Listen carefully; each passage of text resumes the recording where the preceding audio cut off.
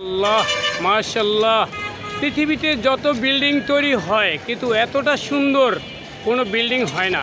এই সুন্দর দেখা যায় আল্লাহর ঘর মসজিদ, তার মিনারটা দেখেন কতটা সুন্দর, কতটা ফুটফুটো, একেবারে দূর থেকে কতটা সুন্দর লাগতেছে মাশাআল্লাহ।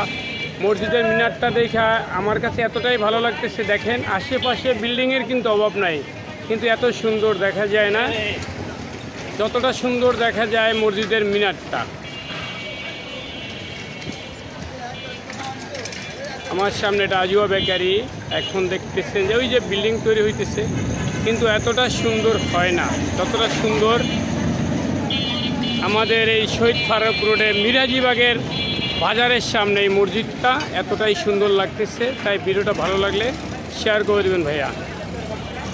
আল্লাহর ঘর যে এতটাই সুন্দর, এতটাই ভালো, সেটা দেখতে দেখতে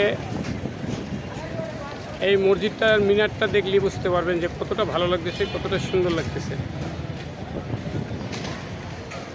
সামনে যাত্রাবাড়ি, এখন একেবারে মেঘ।